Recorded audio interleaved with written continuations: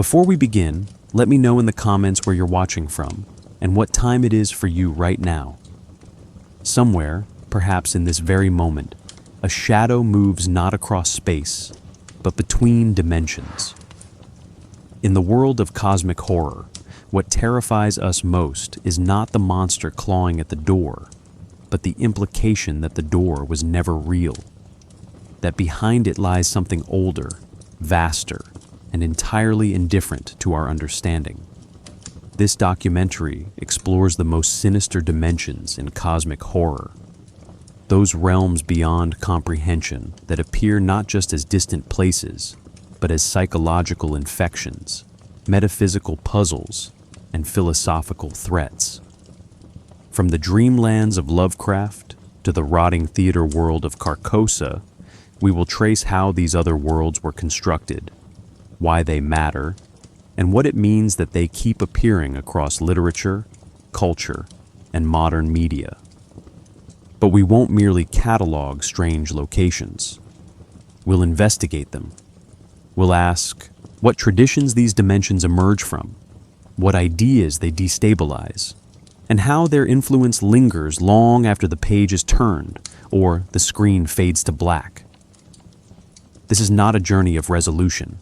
It is one of suggestion, implication, and slow unraveling. Simply by listening, you are part of the inquiry. And perhaps, just perhaps, that inquiry opens something in Ritu. The idea that reality might contain unseen dimensions did not originate with horror writers.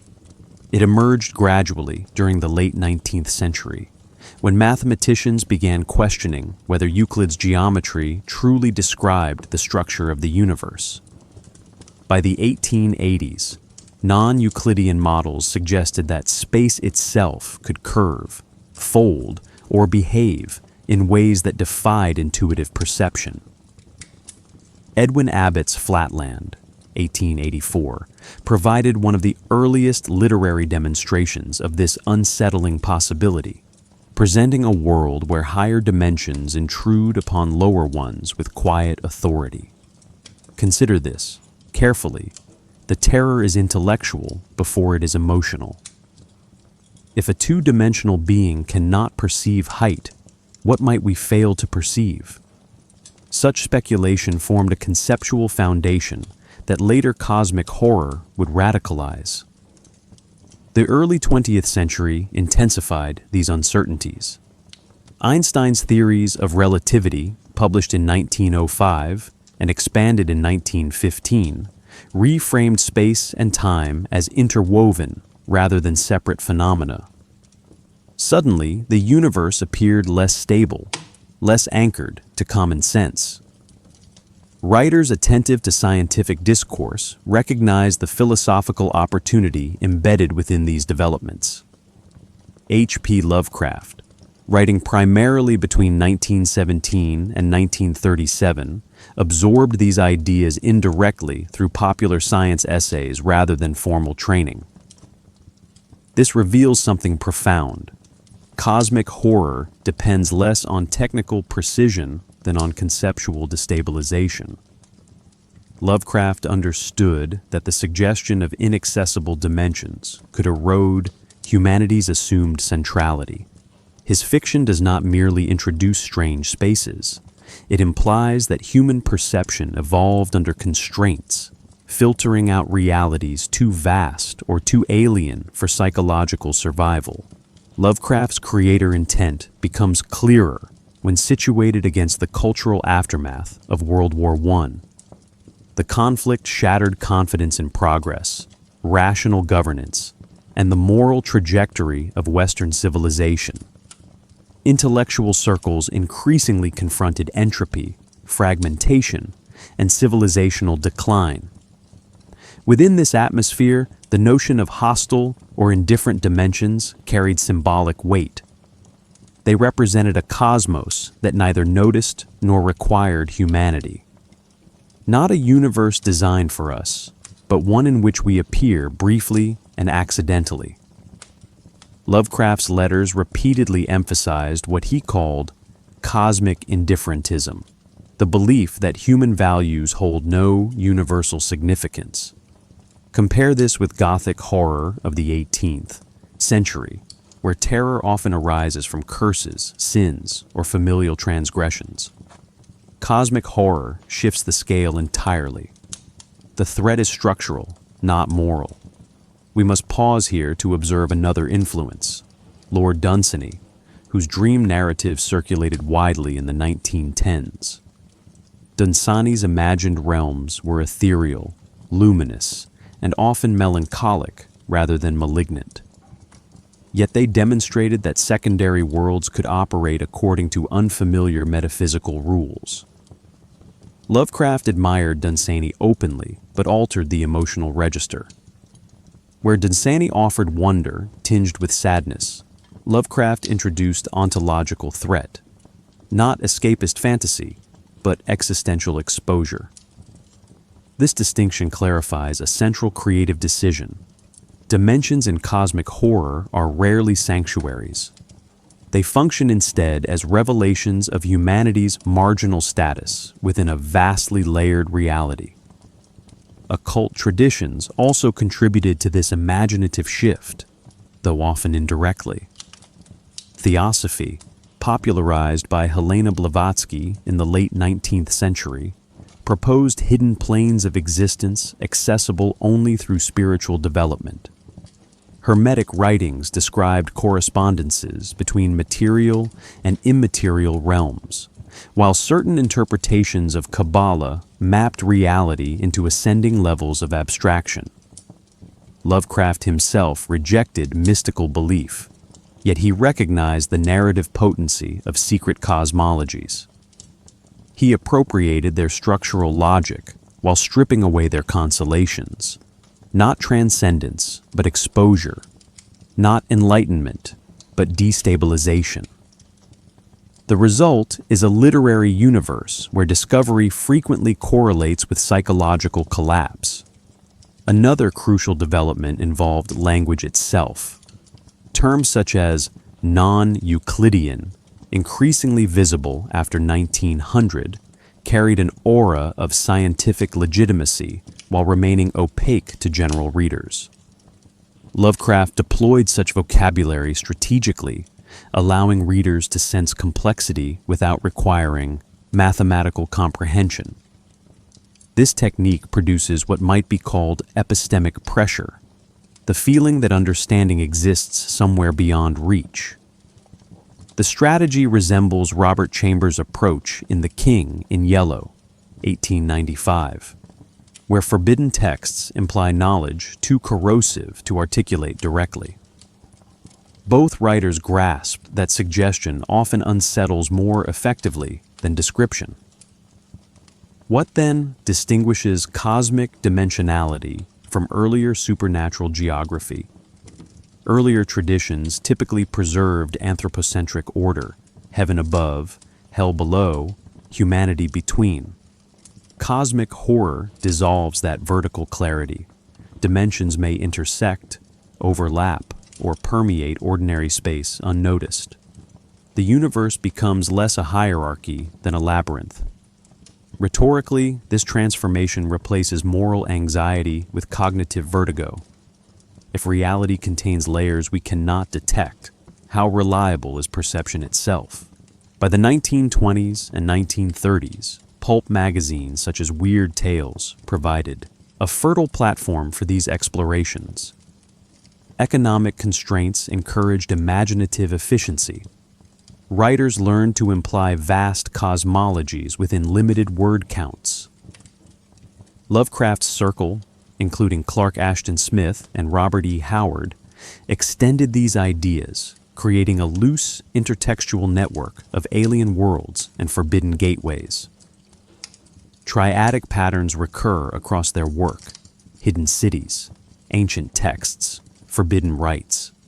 Each element suggests a deeper structure waiting beneath the visible. This historical convergence, scientific uncertainty, post-war disillusionment, occult frameworks, and evolving literary technique produced a genre uniquely positioned to weaponize dimensional thought. Cosmic horror does not ask whether other realms exist. It assumes their possibility and examines the psychological consequences. The reader becomes a participant in speculative destabilization, confronting the limits of cognition itself. Having established the intellectual soil from which these sinister dimensions emerged, we can now turn to the deeper traditions that prepared audiences to accept layered realities long before modern science appeared to confirm their plausibility. The next subsection examines those cultural and philosophical antecedents that quietly trained human imagination to suspect that the visible world might never have been the whole of it. In cosmic horror, dimensions are rarely empty. They are populated, though perhaps haunted is the more accurate term. The entities that inhabit these realms defy the constraints of natural law, biology, or morality. They are not simply powerful. They are metaphysically disjunctive. Their very existence suggests that our reality is not primary, but peripheral. To examine the most sinister dimensions in cosmic horror is to confront the beings that anchor them, and in many cases, are them. We must begin with Yog-Sothoth, often described as the key and the gate, a phrase that resists literal comprehension, but functions symbolically.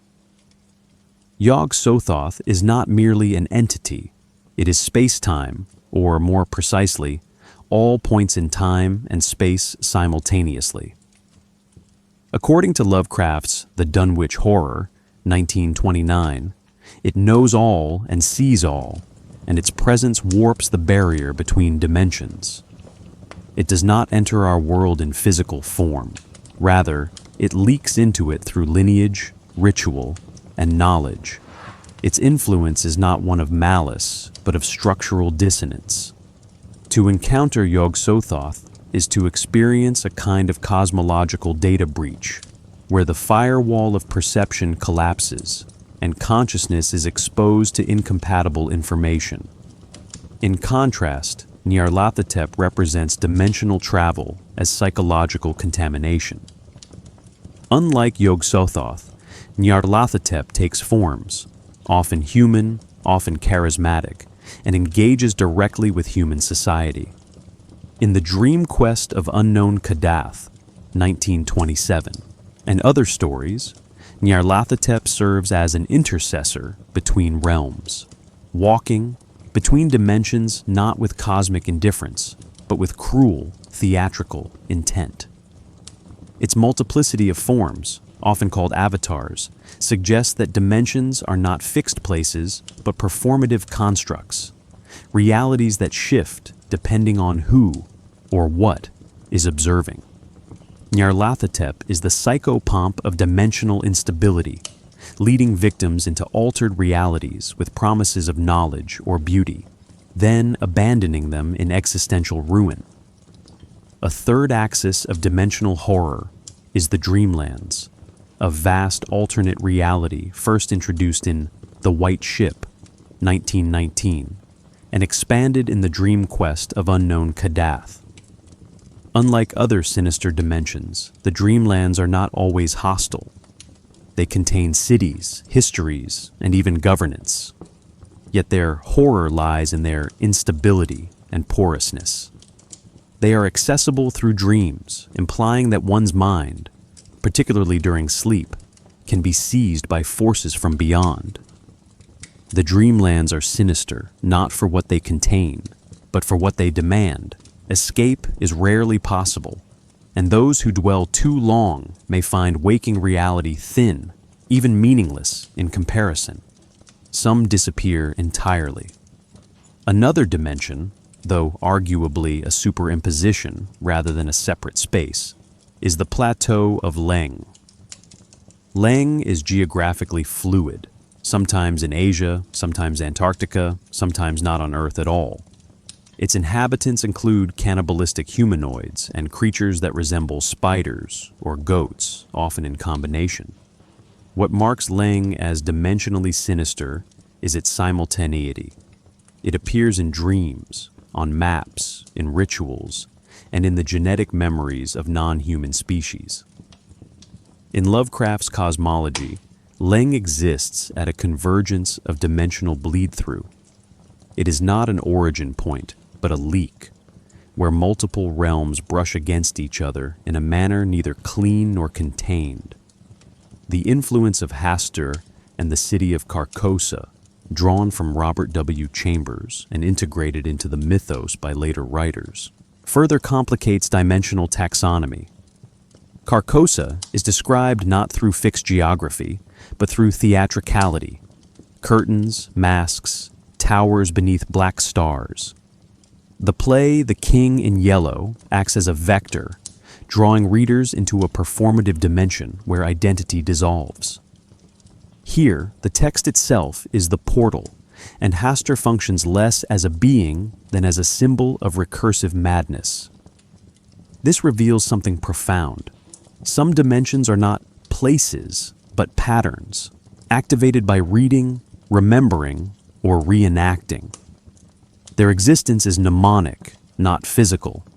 Entities like Shub-Niggurath, the so-called black goat of the woods with 1,000 young, suggest that some dimensions are reproductive in nature, places where matter and form are unstable, constantly spawning aberrant life.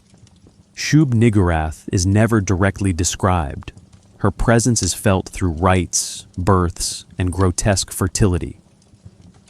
If Yog-Sothoth represents the totality of space-time and Nyarlathotep, the bridge between realities, then Shub-Niggurath may represent dimensional contamination, a kind of biological spillover from a realm that overflows with incomprehensible generativity.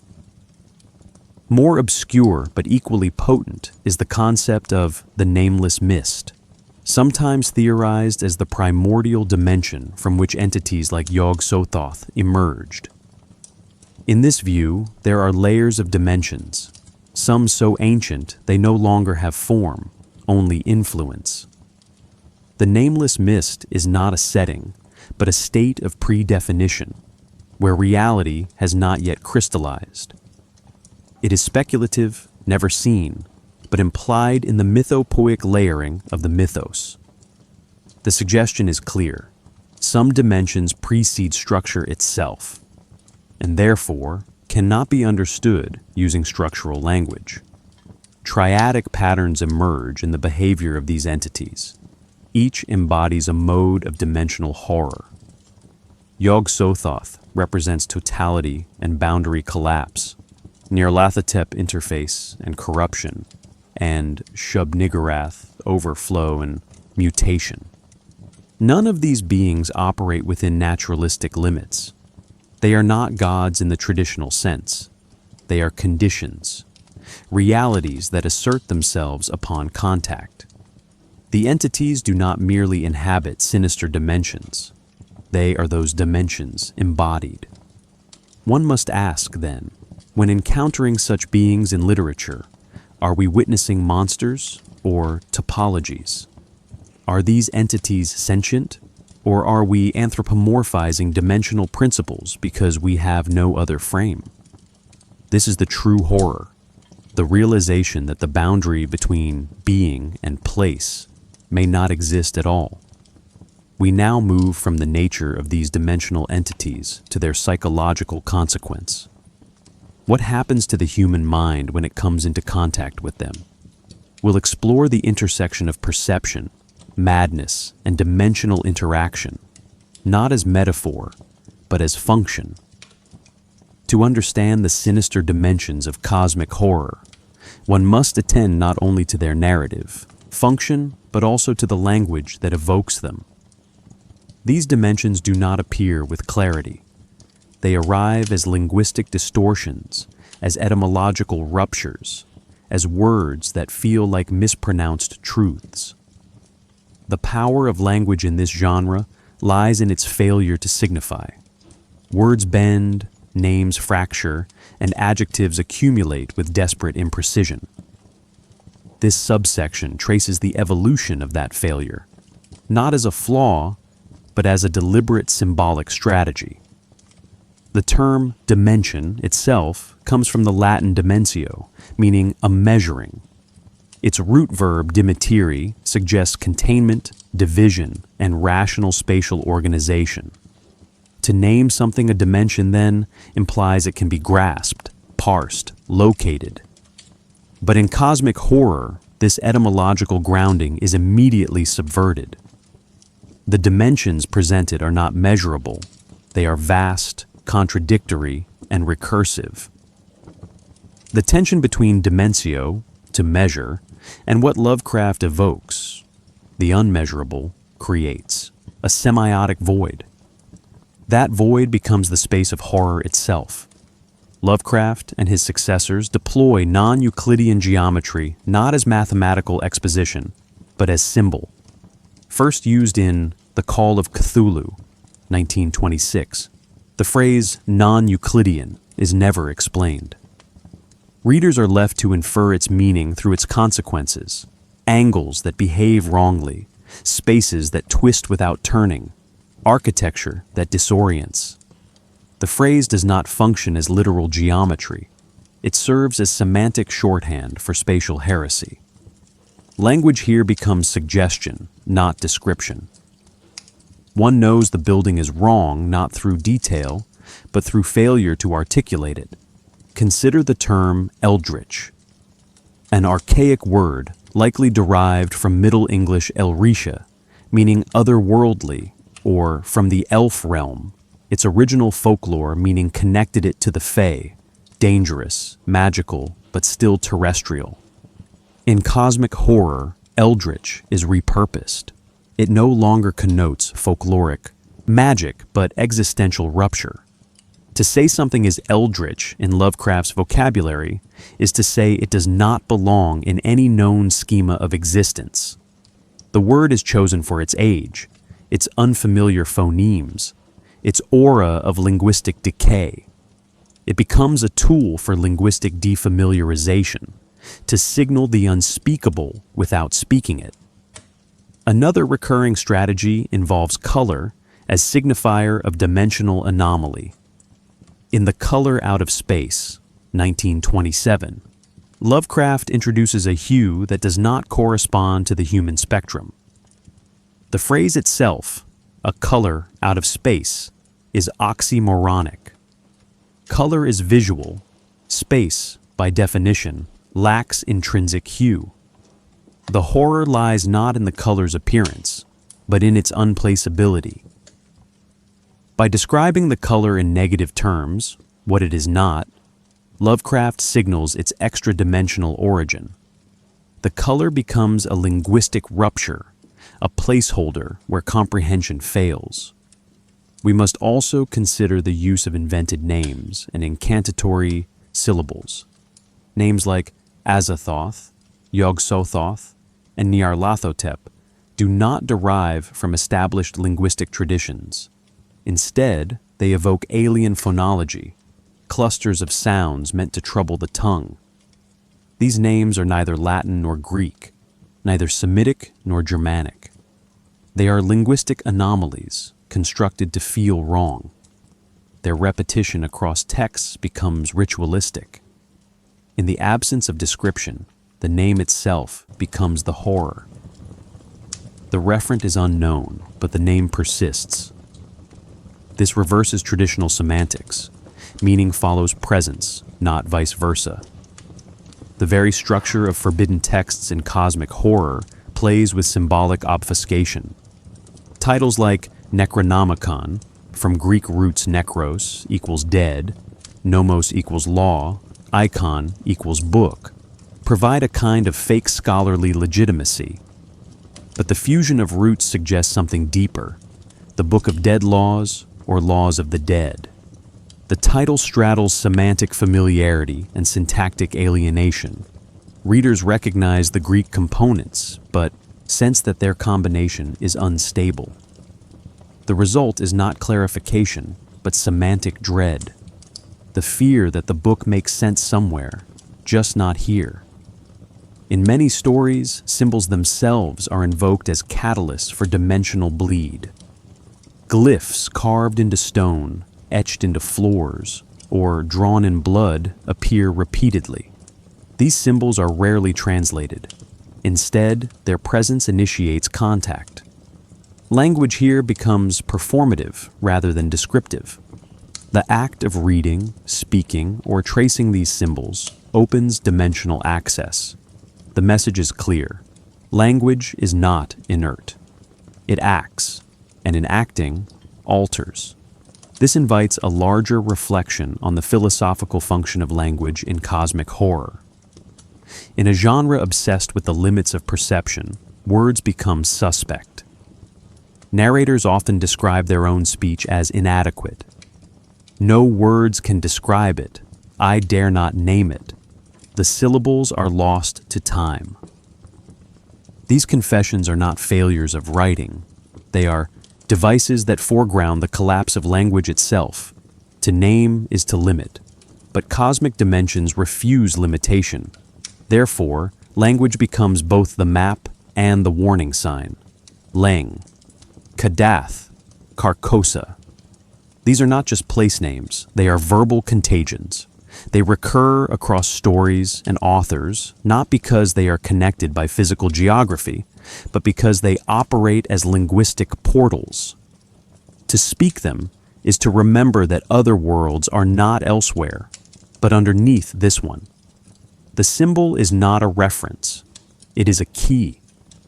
And so, as we continue into the myth-building strategies that allow these linguistic anomalies to feel like lived realities, we must ask, what happens when invented symbols acquire the weight of collective belief? We explore how these words, names, and glyphs, though fictional, create the illusion of a coherent, inhabited cosmos with rules, histories, and consequences. The power of cosmic horror lies not in spectacle, but in structure.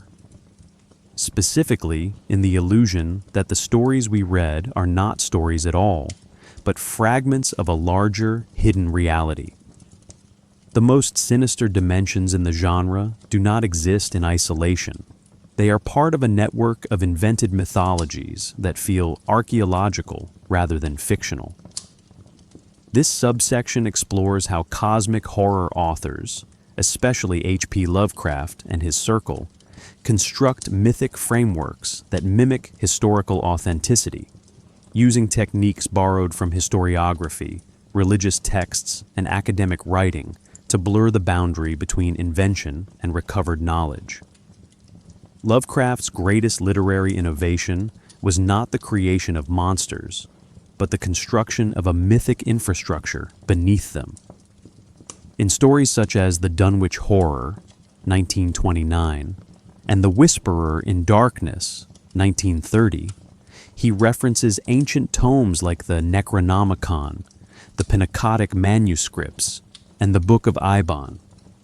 These texts, though entirely fictional, are cited with precise attributions, authors, dates, translations, and even publishing locations. This mimics the structure of academic citation, lending an aura of credibility.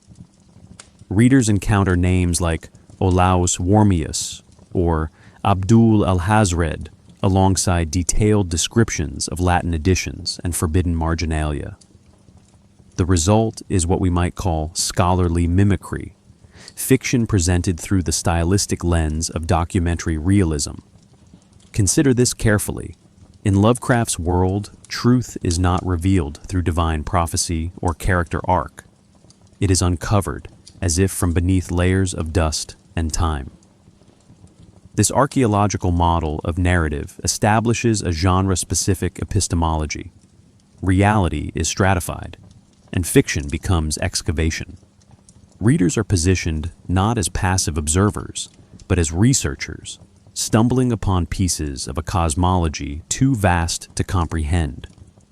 The horror emerges not from confrontation, but from implication, that what we see is merely the visible edge of a submerged, dimensional totality.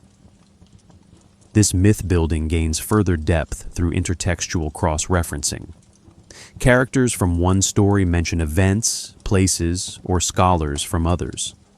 The town of Arkham, for instance, is referenced across multiple tales. The thing on the doorstep, the color out of space, Herbert West, Reanimator, creating a sense of continuity. Similarly, locations like Miskatonic University function as narrative nexuses, housing artifacts, faculty, and archives that recur across stories. These recurring elements simulate the connective tissue of real-world mythology, where gods, places, and beliefs reappear across regions and centuries. In cosmic horror, dimensional consistency is established through narrative recursion. This technique mirrors religious myth structures, particularly the apocryphal layering of early religious texts. Just as Gnostic Gospels present divergent versions of canonical events, or the Dead Sea Scrolls reveal esoteric offshoots of familiar doctrines, Lovecraftian fiction implies that official reality is merely the curated surface. Behind it lies the forbidden version, the longer version, the one that includes the dimensions humanity was never meant to perceive. These texts often carry warnings, not for public reading translated under duress, pages missing or destroyed. These signals perform two rhetorical functions. First, they invoke danger. Second, they create ontological partiality, the suggestion that even the author cannot see the whole. Narrative authenticity is also constructed through first-person testimony, often framed as found documents, diaries, letters, transcripts, confessions. These frames borrow from legal, medical, and anthropological traditions.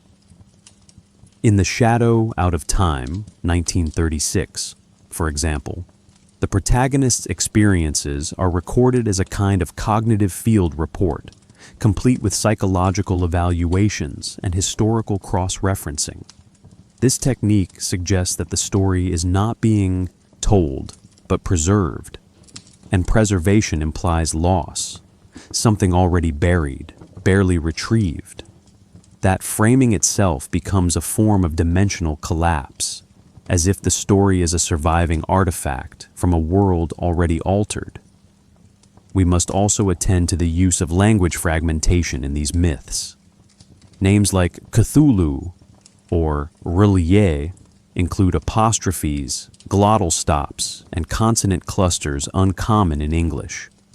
This phonetic strategy signals that the myth is not of human origin.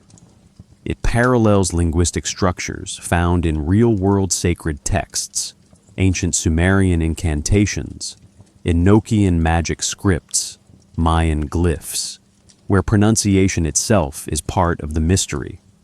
These names become verbal fossils, proof that the narrative extends beyond current time and tongue. Interestingly, this myth-building is not confined to Lovecraft alone.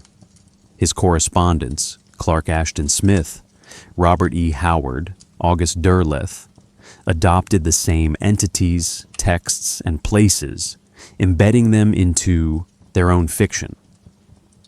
Derleth's later efforts to categorize the mythos into elemental alignments, fire, water, air, earth, may be contentious among purists, but they exemplify a key dynamic.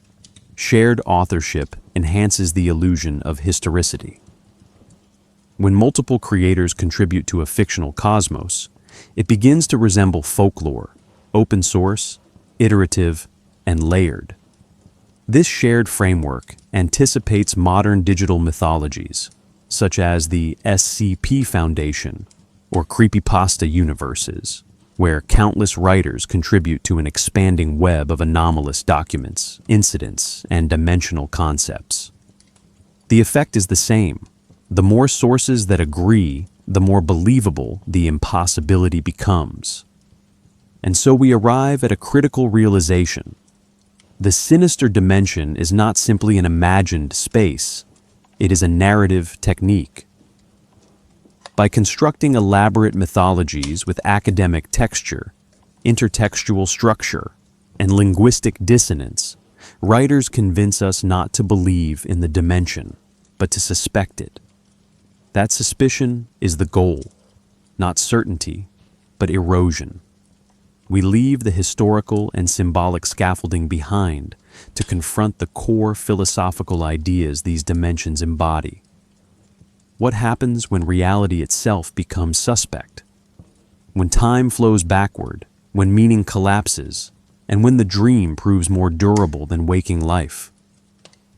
Cosmic horror operates less as a genre than as a philosophical provocation. Its narratives are driven not by plot, but by rupture, of perception, of meaning, of existence. The dimensions it imagines are not merely alternative spaces. They are conceptual contaminations, each one destabilizing the axioms by which reality is understood. At the heart of these dimensions lie three recurring philosophical motifs: insignificance, entropy, and dream as reality. These ideas do not appear as abstractions. They are felt through narrative, embedded within setting, and animated by contact with dimensional phenomena. The first and most pervasive theme is cosmic insignificance. This is not merely the idea that humanity is small, but that it is unnecessary. In Lovecraft's fiction, the universe is not antagonistic. It is indifferent. Entities like Azathoth, the blind idiot god who gibbers at the center of all creation, are not evil. They are unaware. That unawareness is itself a kind of violence. In The Call of Cthulhu, the narrator concludes, "The most merciful thing in the world is the inability of the human mind to correlate all its contents." This line articulates a central premise. Knowledge is not liberation, but exposure. Dimensional knowledge, once glimpsed, reveals not just other realities, but that ours is not central to any of them. This insignificance becomes experiential in the second core theme. Entropy, understood not simply as physical decay, but as informational collapse. Dimensions in cosmic horror often distort time, causality, and memory. In The Shadow, Out of Time, the Eid's protagonist's consciousness is displaced across eons, rendering his individual identity meaningless. Personal history becomes porous. What one thought was self proves to be momentary occupation. Entropy, in this context, is not just the loss of physical order. It is the loss of continuity. Dimensions erode structure. Narratives unravel. Memory becomes unreliable, often invasive. The past is no longer behind, and the future is not ahead. Time becomes circular, recursive, or irrelevant. We must pause here to consider the third and most destabilizing motif: dream as reality. In traditional storytelling, dreams represent unreality, metaphor, or psychological terrain. But in cosmic horror, dreams are often more real than waking life, or at least more accurate reflections of a deeper reality. The dreamlands, as explored in The Dream Quest of Unknown Kadath, function as a full cosmology of beings, politics, and landscapes. They are not projections of the dreamer, but realms with independent continuity. A dream is not escape, it is access. The implication is terrifying. Waking life is the illusion, a narrow perceptual overlay designed to protect the mind from what truly exists. The philosophical underpinning here is ontological instability. What we call real is neither fixed nor privileged. Cosmic horror narratives repeatedly feature characters who wake up into other dimensions, or whose memories return to reveal they never belonged here at all. In Through the Gates of the Silver Key, Randolph Carter's mind is scattered across multiple existences, culminating in the realization that individual identity is a kind of dimensional localization, not essence. Reality is not one world, but many, and we inhabit only the sliver that doesn't destroy us. This reframing invites comparison with philosophical skepticism, particularly the problem of the external world. Descartes asked how we could prove that our perceptions correspond to an objective, reality. Lovecraft takes that anxiety and expands it into architecture, into climate, into madness. His stories offer no proof, only encounters. Brief, catastrophic collisions between human cognition and that which cannot be integrated. Unlike traditional metaphysics, which seeks to clarify, cosmic horror complicates. It offers not the answer, but the echo. A final unifying thread in these concepts is epistemological humility, the idea that the very tools we use to understand the world, logic, language, sensory data, are ill-suited for the dimensional truths they encounter. The phrase, "that is not dead, which can eternal lie," from the fictional Necronomicon, expresses this tension. It uses the structure of a logical assertion to convey an illogical reality. Something can be dead and not dead, can lie eternally and still return. These contradictions are not flaws in the narrative. They are ontological features of the dimensions themselves. Together, these three philosophical motifs, insignificance, entropy, and dream as reality, do more than unsettle. They reorient. They ask readers not to suspend disbelief, but to question why belief was ever stable in the first place.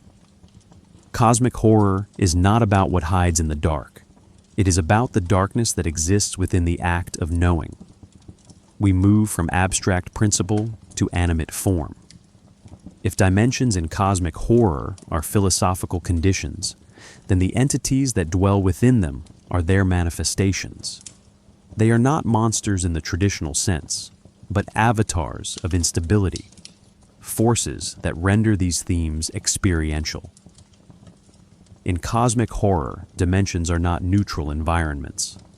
They are occupied, or more precisely, they are defined by the forces and entities that inhabit or embody them.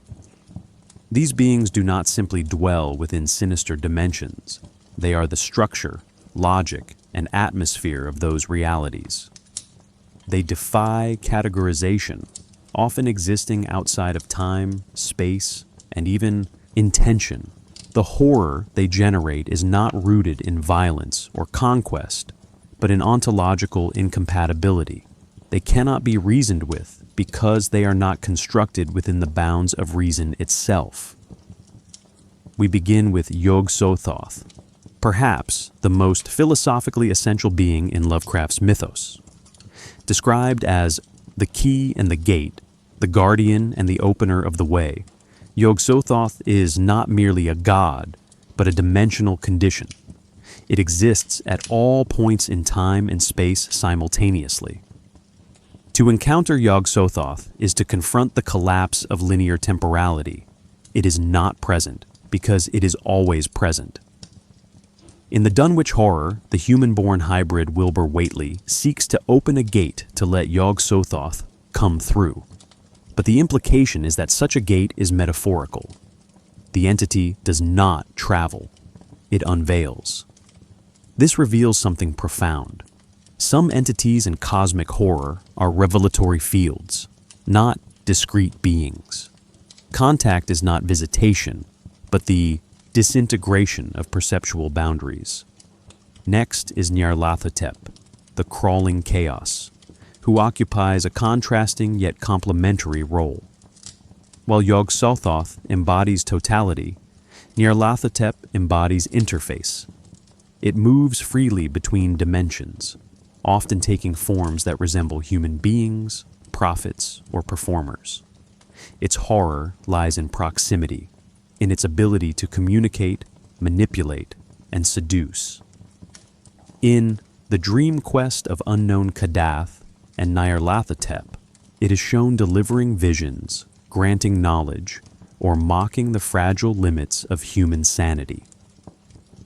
Crucially, Nyarlathotep seems to enjoy its interactions, unlike other indifferent entities. It is performance as dimensional intrusion, a force that undermines identity not through destruction, but through implication. You see yourself in it, and it in you. The result is not death, but ontological erosion. While Yog-Sothoth and Nyarlathotep represent extremes of structure and agency, Shub-Niggurath, the black goat of the woods with 1,000 young, represents overflow. Rarely depicted directly, Shub-Niggurath appears through cultic rituals, biological aberrations, and excessive fecundity.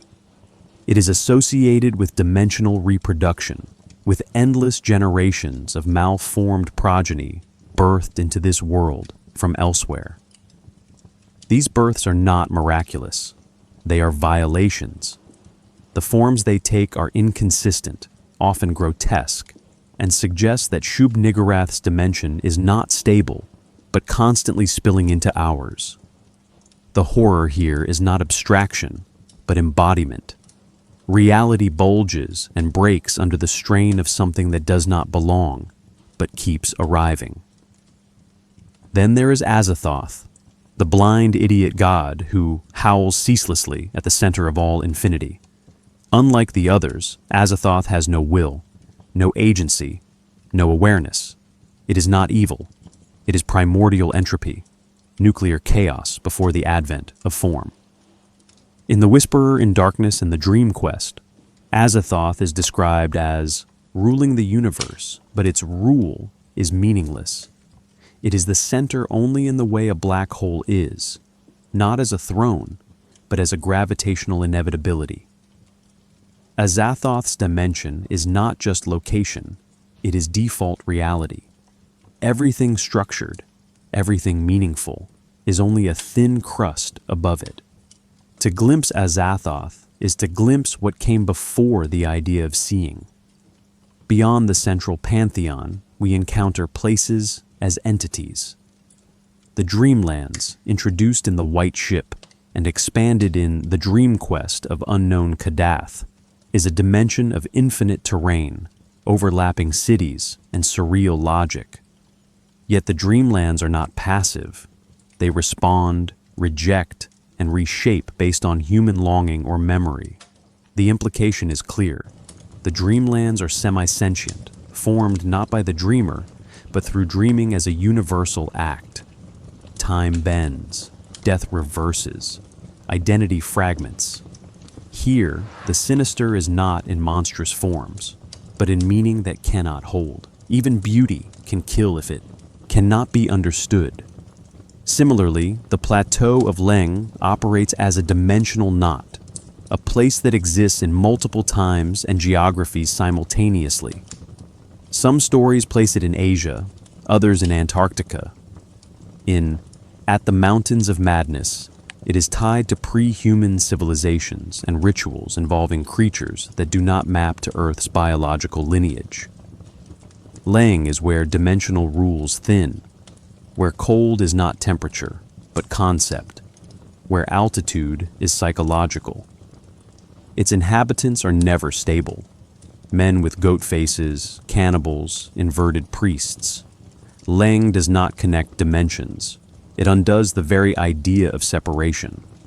These beings and realms are not discrete entries in a mythological catalog. They are philosophical functions. Yog-Sothoth as omnipresence, Nyarlathotep as collapse of the observer, Shub-Niggurath as mutational overflow, Azathoth as anti-meaning. The Dreamlands question memory. Leng questions space. Each one corrupts a fundamental category of thought. And this is the point. In cosmic horror, beings are not characters. They are encounters with structural unreality. Their names do not name them. Their appearances are not descriptions, but linguistic concessions to that which defies containment. The question that remains is not what these entities want. They do not want. It is what we become by knowing them. Human interaction and madness function. We'll explore this transformative contact. What happens to the mind when it touches what it cannot frame? What is madness, if not the moment reality multiplies? To interact with the entities and dimensions of cosmic horror is not to witness, battle, or overcome. It is to undergo reconfiguration. The human mind, conditioned by biology and language to perceive in 3 dimensions and to narrate experience linearly, proves catastrophically insufficient. Contact with sinister dimensions, whether through dreams, symbols, rituals, or sheer accident, results not in physical damage, but in cognitive breakdown. Madness in cosmic horror is not a psychological anomaly. It is a functional consequence of perceiving that which the mind evolved specifically to ignore. In Lovecraft's stories, madness frequently takes the form of epistemic trauma, the collapse of one's framework for understanding reality. In The Call of Cthulhu, sculptor Henry Anthony Wilcox dreams of great cyclopean cities of titan blocks and sky-flung monoliths, yet cannot interpret them. He does not hallucinate, he receives. His mind becomes a passive receiver of transmissions from a dimension that does not share our sense of scale or time. He suffers not delusion, but excessive accuracy, a flood of true perceptions that cannot be integrated into a coherent worldview. The horror is not that he sees what isn't there, but that he sees too much of what is.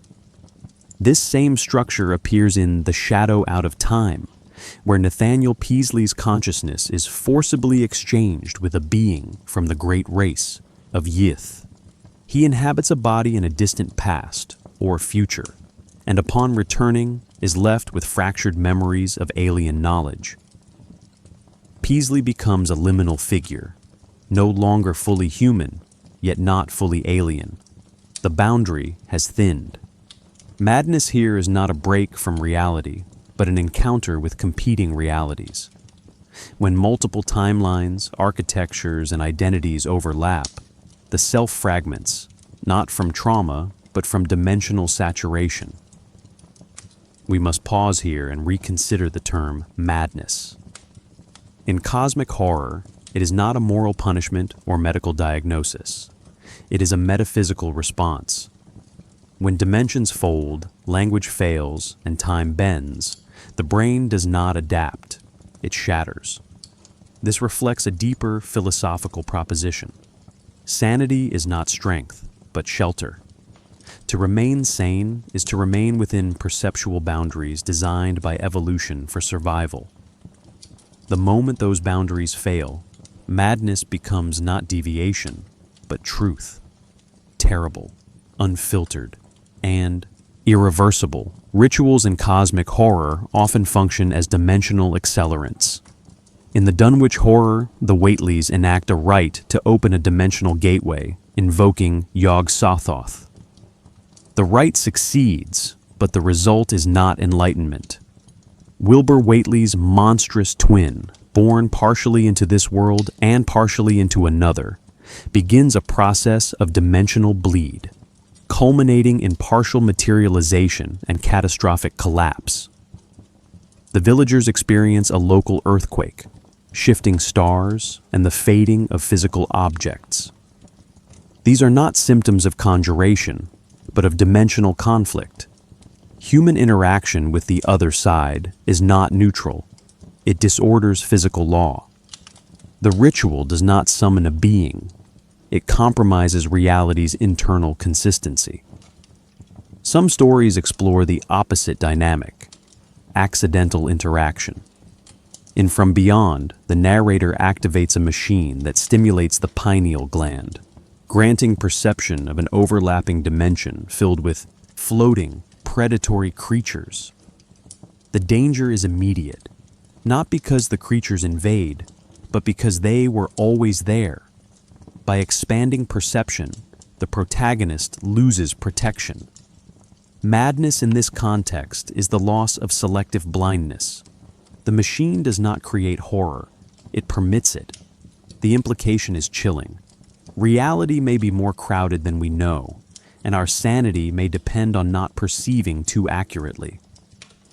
This leads to a recurring motif: dreams as dimensional contact points.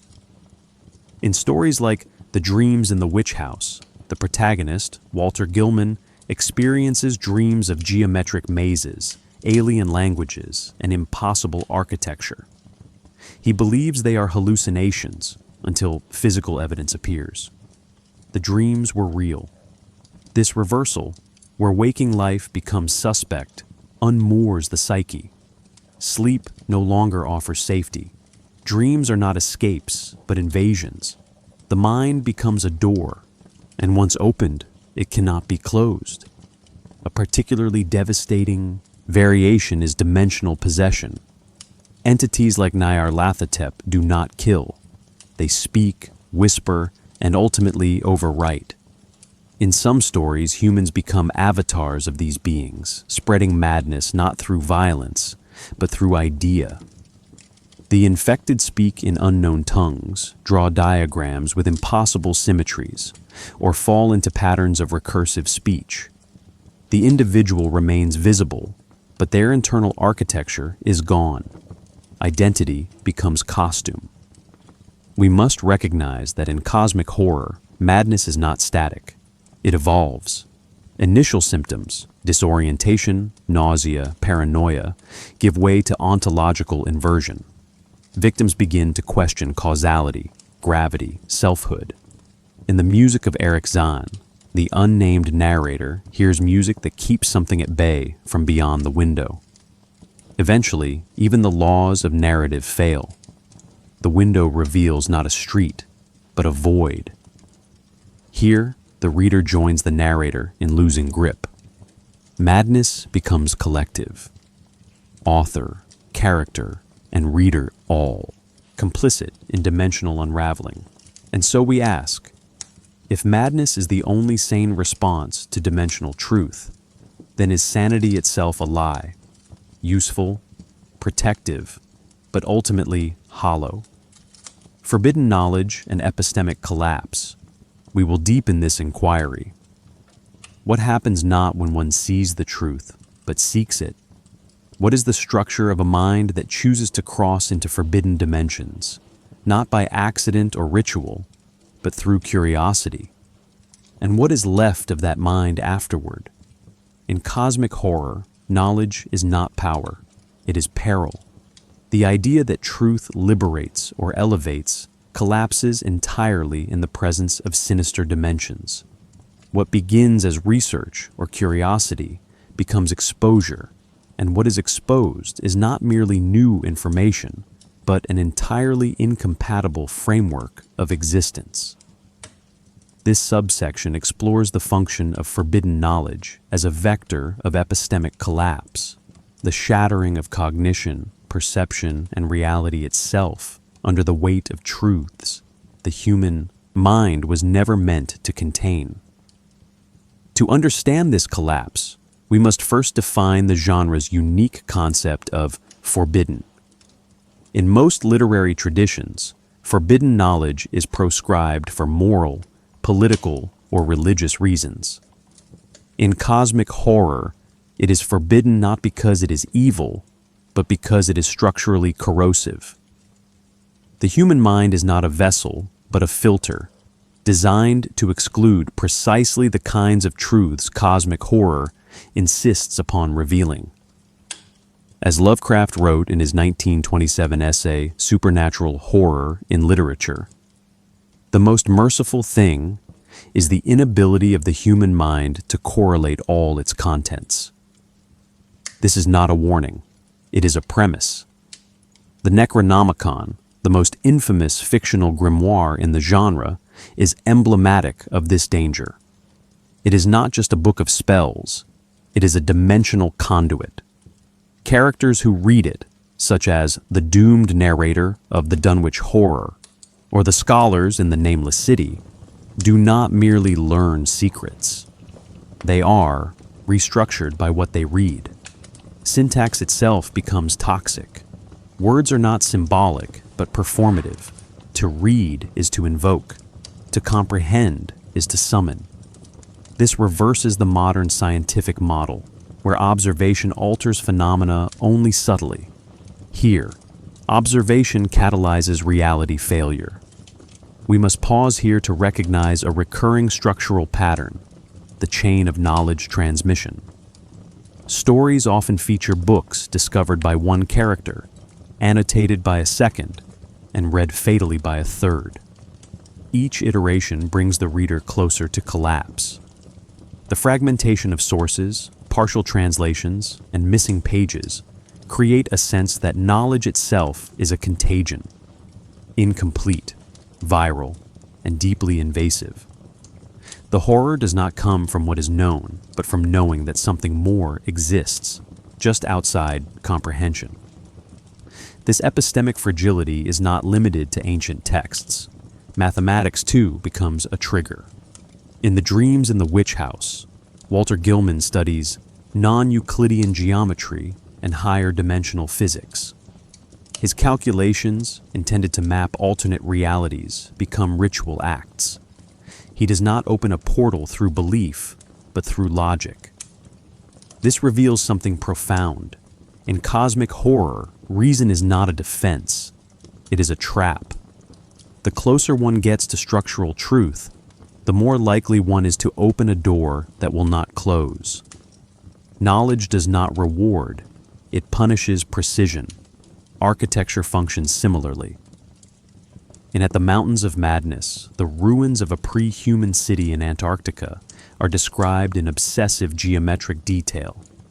The architecture is impossibly vast, curving in ways that defy natural construction. As the narrator maps its forms, he reconstructs a lost history, only to realize that the city was not abandoned. The walls, the glyphs, the proportions, they were not meant to be observed. They were meant to instruct, but not us. Forbidden knowledge here is spatial, encoded into stone, preserved by forces that are not gone, merely asleep. This raises a critical point. Forbidden knowledge is often not hidden. It is scattered, buried, misnamed, but it is there, in caves, in ruins, in dreams.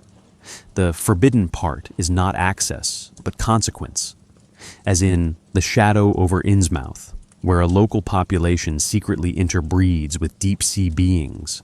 The truth is discoverable, but unbearable. The narrator, after uncovering the town's history and his own ancestry, does not die. He converts. The horror becomes integration into a truth he once feared. This is not erasure. It is epistemic inversion, where the mind survives only by flipping its internal logic entirely. Modern extensions of cosmic horror continue this motif. In the SCP Foundation universe, for instance, certain documents are cognitohazardous. The act of reading them causes dimensional instability or self-erasure. These are not metaphors. They are written as technical protocols, mimicking real-world scientific containment documents. The reader, even in fiction, becomes complicit in a chain of contaminated knowing. The technique works because it reframes knowledge not as enlightenment, but as infection. Consider the metaphor of the mirror. In traditional horror, the mirror reveals hidden truths, ghosts, reflections, alternate selves. In cosmic horror, the mirror reflects nothing, or worse, it reflects something you did not know was behind you. Forbidden knowledge often functions as a mirror too large to frame.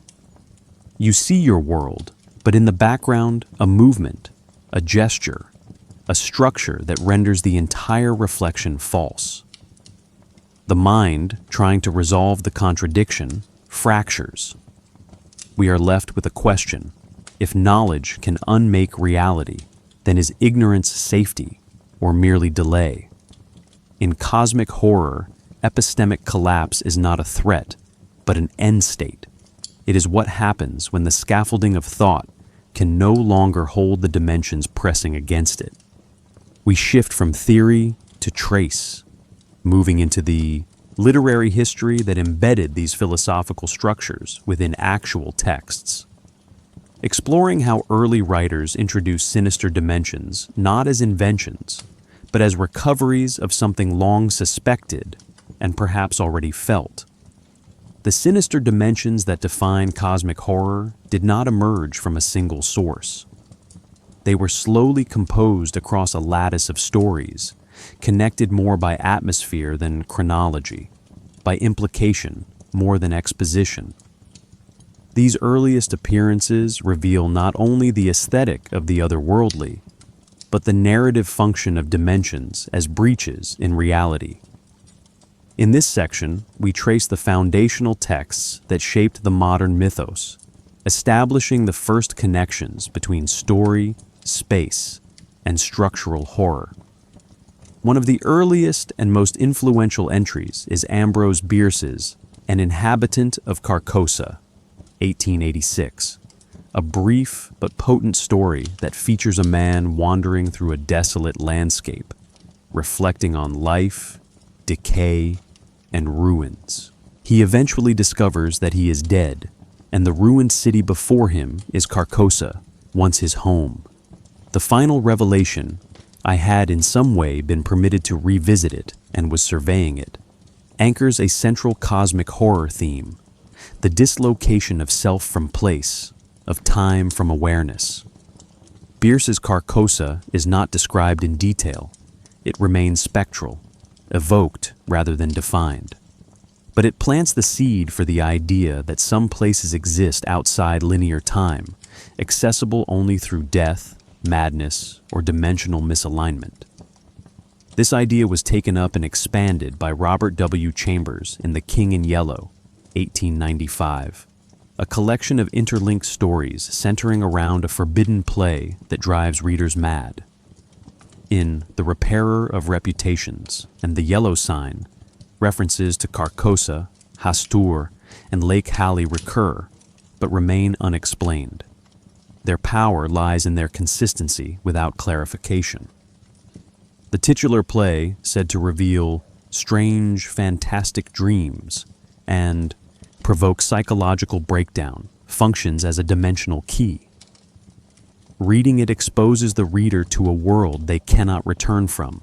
I opened it and read it eagerly. I read it and laughed no more. Chambers's great contribution was to introduce interdimensional literature, texts that operate not as stories within stories, but as active agents of collapse. Lovecraft encountered Chambers and incorporated these elements into his own evolving mythology. He recontextualized Hastur as a name of uncertain meaning, possibly a being, possibly a place. But the dimensional implications deepened. In The Whisperer in Darkness, 1930, Lovecraft writes, "There is a whole secret cult of evil men who worship things that dwelt in the stars." The story doesn't describe alternate dimensions in detail, but it implies that hidden realms exist alongside Earth's reality, populated by Migo, fungoid creatures capable of preserving human brains in metal canisters and transporting them across the cosmos. These beings use non-Euclidean portals, strange curves and angles to move between worlds. The dimensionality is suggested through geometry, through linguistic distortion, and through the physical dislocation of identity. Another pivotal text is The Dreams in the Witch House, 1933, where Lovecraft makes dimensional crossing explicit. Walter Gilman, a mathematics student, begins to experience strange dreams involving curved spaces, ancient beings, and the Black Man, an avatar of Nyarlathotep. He suspects his room, constructed with unusual angles, is a gateway. The story combines theoretical physics with occult ritual, showing how language, shape, and thought can converge into dimensional passage. Gilman's descent is not into another world per se, but into a mathematical unreality, a nightmare geometry where angles behaved abnormally, and through which a man might, if said angles were correctly manipulated, travel from one plane to another. The horror is not the travel itself, but the loss of definition between dream and waking, self and other. These stories began forming a pattern, a network of dimensional disturbances, each different in execution, but aligned in implication. The Nameless City, 1921, presented a desert ruin inhabited by ancient reptilian beings, with underground tunnels that hinted at chronological inversion, a place where time pooled and reversed. The narrator notes, "It was of this place that Abdul al-Hazred, the mad poet, dreamed on the night before he sang his unexplained couplet. The ruins are not just remnants, they are dimensional scars, sites where linear time once failed." Again, Lovecraft connects architecture, language, and dimensional trauma. Crucially, these early appearances do not stand alone. Lovecraft built a web of intertextual references that made each story a node in a shared cosmology. The Necronomicon is cited across tales, sometimes in footnotes, sometimes in dialogue. Locations recur. Arkham, Miskatonic University, Innsmouth, and Dunwich form a fictional geography where dimensional instability is normalized, if not understood. This network gives the impression not of fantasy, but of found history, stories uncovered, not invented. The reader becomes an archivist, assembling fragments of a reality whose full shape is just out of frame. Even non-Lovecraftian authors contributed to this dimensional structure. Clark Ashton Smith's Zothique cycle, 1932 to 1940, posits a far future Earth so ancient that it resembles an alien planet, echoing cosmic horror's theme of deep time as a dimension in itself. Smith's worlds are decadent, dying, and ruled by sorcerers who access dreamlike zones filled with sentient abstractions. Time here is not backdrop. It is a disintegrating medium. By the 1930s, what had begun as isolated glimpses, Bierce's ghostly Carcosa, Chambers' forbidden play, Lovecraft's layered realities, had crystallized into a dimensional model of horror. The most terrifying beings were not monsters, but manifestations of spatial temporal collapse. The most sinister places were not other worlds, but places in our world with incompatible laws. And the most dangerous stories were not those that described these dimensions, but those that let you feel like you were almost inside them. We will focus on one of Lovecraft's most explicit dimensional narratives, the dreams in the witch house. Here, dimensional geometry, psychological collapse, and metaphysical horror merge into a concentrated examination of what it means to live at the boundary of unknowable realms. Published in 1936, H.P. Lovecraft's The Shadow Out of Time represents one of the most philosophically mature and structurally ambitious explorations of dimensional horror in the mythos. Unlike earlier works that gesture toward sinister dimensions through glimpses, architecture, or madness, this story constructs an entire cosmological model of consciousness exchange across epochs, embedding the dimensional within the cognitive. The result is a story where the most terrifying realization is not that other dimensions exist, but that we are already inside one, wearing someone else's memory. The protagonist, Nathaniel Wingate Peaslee, a professor of political economy at Miskatonic University, collapses suddenly in 1908 and awakens 5 years later with no memory of the intervening period.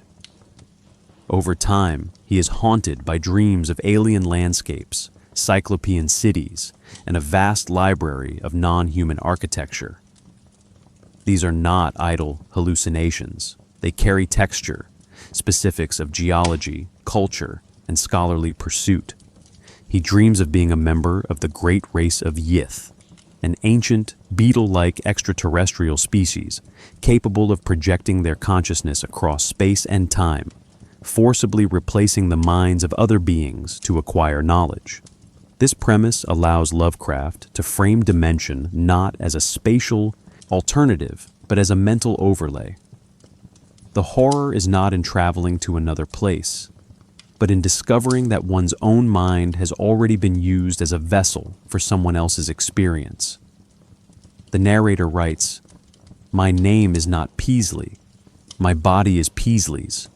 But I know that I was once an entity of the great race, and that I lived in their cyclopean stone city." This represents a critical evolution in cosmic horror. The shadow out of time redefines dimensional incursion as cognitive colonization. The Yithians do not attack Earth with weapons. They exchange minds, turning people into temporary hosts while their true selves reside in distant aeons. Time, in this framework, is not linear. It is a navigable medium, accessible through intellectual force. The sinister dimension is not a faraway realm, but an intersection of perception and chronology, a place you wake up into without warning because you are no longer who you were. The story's philosophical implications are enormous. The idea that identity is porous, transferable, and ultimately non-central reflects the mythos's core theme of ontological insignificance. The protagonist comes to suspect that his entire sense of self may be residue, a brief occupation of form by a mind that is not his. And yet, he also retains fragments of alien memories, names of races long extinct, shapes of stars now changed, rituals and tongues no human mouth can reproduce. This overlap of consciousness, human and alien, present and pre-human, suggests that madness is not rupture, but confluence. When too many realities occupy the same space, the psyche folds. Narratively, Lovecraft reinforces this dimensional contamination through structure. The story oscillates between Peasley's calm, academic tone and the surreal chaos of his dreams. The contrast creates epistemic dissonance. The reader is unsure what is real, yet cannot dismiss the experiences as delusion. This technique simulates the very cognitive instability it describes. Like Peasley, we are led to question whether our own thoughts are truly ours, or borrowed from something else. The horror lies in the realization that certainty is no longer a stable category. The climax intensifies this collapse. Peasley, driven by his fragmentary dreams, joins an archaeological expedition to the Australian desert, where the stone ruins of the great race are buried beneath aeons of sediment. He descends into a tunnel and finds the very room he remembers from dreams. Its carvings, its proportions, the place where he once read alien books while inhabiting a non-human form. There, he uncovers a record bearing his own name, inscribed by the Yithian who had used his body decades earlier. The confirmation is not triumphant, it is shattering. The boundary between memory and reality evaporates. Then, as I adjusted my electric torch, I saw that the queer recesses held certain cylinders of a greenish soapstone and armed with long spools. They were message cylinders of the great race, and I was in the very hall of records I had dreamed about. This scene is not just revelation, it is dimensional reintegration. All competing timelines, all doubts, all denials converge. Peasley's sanity does not shatter, but it changes shape. He can no longer return to a purely human identity, because he has confirmed that identity was never exclusive to begin with. Critically, the shadow. Out of time also extends the dimensional stakes beyond the self. The Yithians, Lovecraft suggests, are not the first or last to use mind exchange across time. They too fear another species, one dark, amorphous, and polypous, that may one day destroy their civilization. This implies an ecosystem of dimensional intelligences, each transcending time, each vying for survival through occupation, data extraction, and withdrawal. Humanity, caught in this informational traffic, is nothing more than a temporary terminal in a multi-dimensional network of minds. In conclusion, The Shadow Out of Time is not merely a narrative of personal horror. It is a conceptual blueprint. It proposes that identity, memory, and history are cross-dimensional constructs, vulnerable to intrusion and erasure. The most sinister dimension here is not some far-off realm, but inside the skull. The mind is a site of invasion, too fragile to hold what it learns, too late to forget. We examine the dreams in the witch house, a case where geometry, ritual, and topology combine to create active dimensional leakage, turning a common setting, a university boarding room, into a locus of mathematical possession. H.P. Lovecraft's The Thing on the Doorstep, 1937, offers a chilling study in dimensional manipulation through identity and corporeal displacement. Unlike earlier stories that emphasize vast alien spaces or cognitive incursions, this narrative focuses on intimate infiltration, demonstrating that the most sinister dimensions can exist within familiar forms. The story explores how the permeability of identity, mediated by occult ritual and forbidden knowledge, functions as a localized dimensional horror, collapsing human perception from the inside out. The protagonist, Edward Darby, is gradually exposed to the enigmatic figure of Asenath Waite, whose heritage traces to the deep sea, non-human beings of Innsmouth.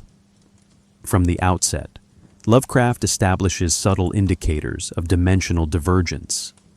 Darby observes Asenath's uncanny behavior, her unnatural patience, and the faintly alien qualities of her physical presence. These are not merely eccentricities. They are manifestations of dimensional otherness, revealing that Asenath's consciousness is partially displaced from her human form. Darby himself remarks, "I had a vague sense that the life I led was no longer my own, that my thoughts were shadows of a will far older, far deeper, and inhuman."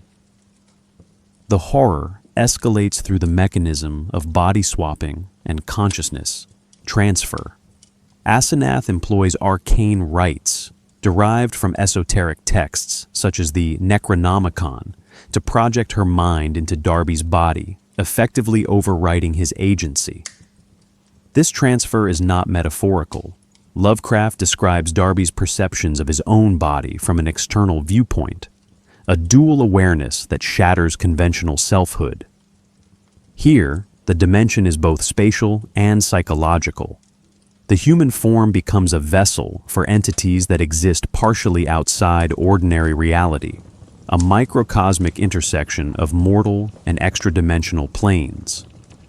Lovecraft heightens the narrative tension through legal and domestic spaces, demonstrating that the intrusion of other dimensions need not be cosmic in scale to be devastating. The story unfolds largely in Innsmouth and Arkham, familiar towns, yet these spaces are destabilized by Asenath's inherited alien influence. Objects, rooms, and streets acquire dimensional resonance, responding to the presence of Yethian descended consciousness in ways that evade ordinary laws of perception. For example, the family home becomes simultaneously sanctuary and trap, an echo of Darby's fading control, where familiar geometry conceals an alien topology. The very angles of the room seem to lean, to twist, as if anticipating the passage of a consciousness foreign to our dimensions. The narrative structure mirrors this intrusion.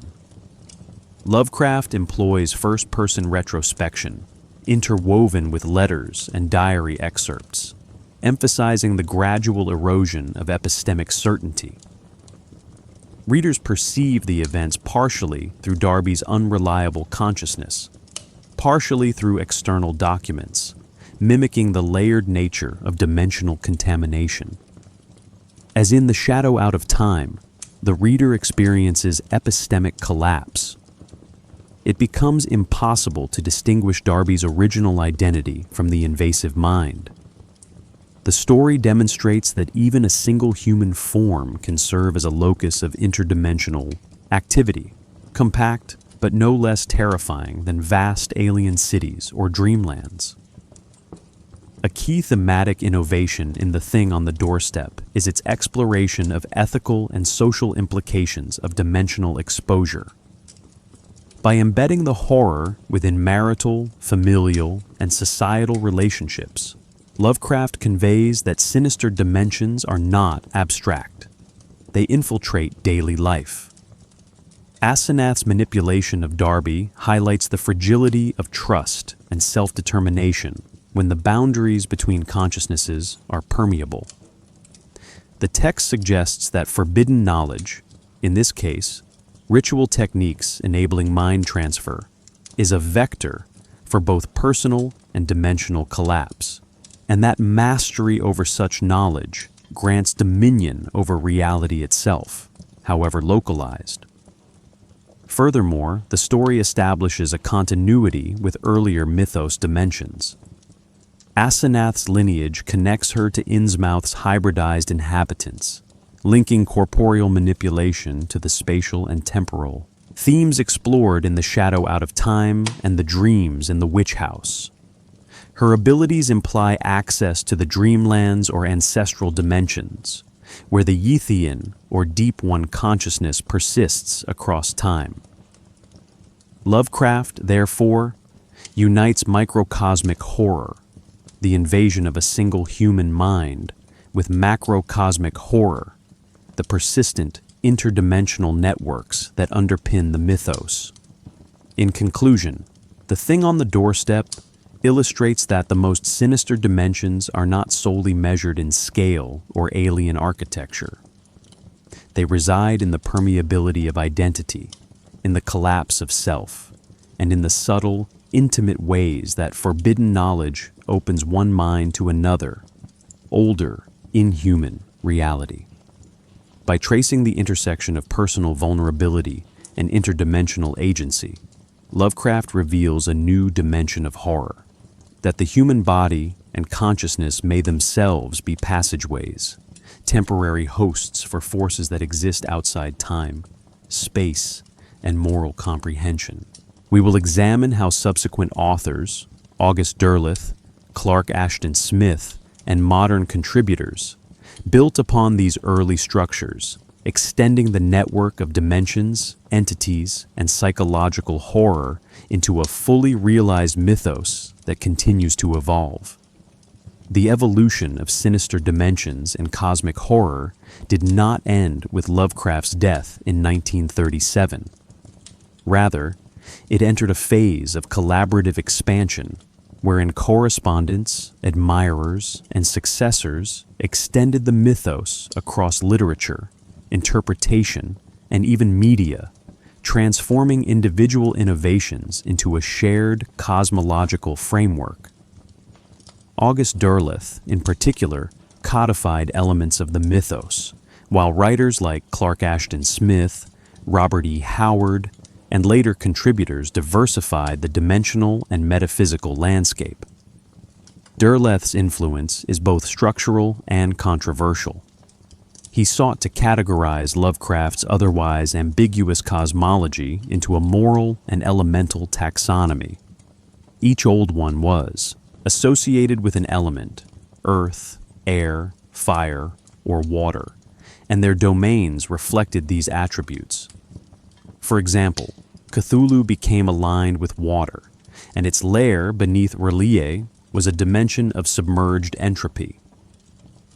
Though purists argue that Derleth imposed moral dualities absent from Lovecraft's indifferent cosmos, his systematization allowed successive writers to explore dimensions with consistent internal logic, giving rise to repeatable narrative frameworks.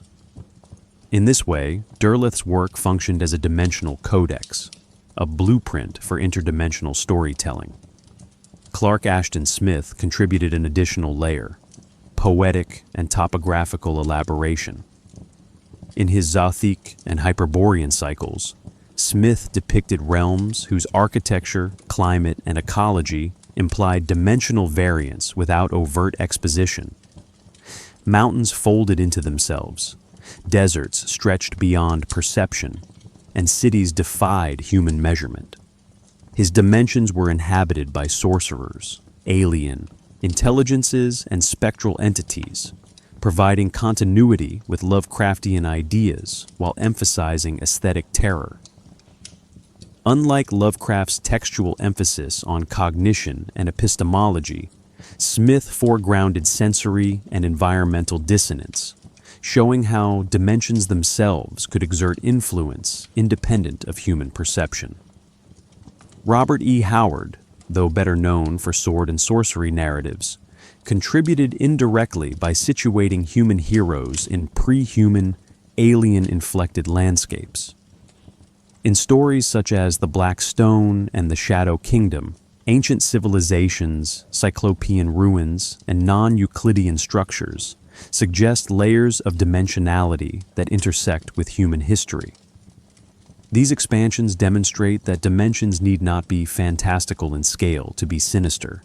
They can be embedded in archaeology, lineage, and folklore, hinting at pervasive but hidden realities. Howard's innovations emphasize that dimensional horror could coexist with human-centered narratives, enriching the mythos without reducing its terror. By mid-century, other writers, including Ramsey Campbell, Brian Lumley, and Caitlin R. Kiernan, further developed these ideas. Campbell's British tales often locate sinister dimensions within urban environments, where alleys, basements, and streets bend into impossible geometries. Lumley's Titus Crow series explicitly describes interdimensional warfare and exploration, blending Lovecraftian horror with pulp adventure. Kiernan emphasizes psychological interiors as dimensional spaces, where trauma, memory, and perception create landscapes as alien as any non-Euclidean city.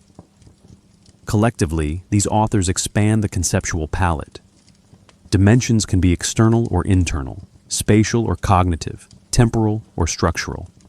Collaborative expansions also extend to textual devices.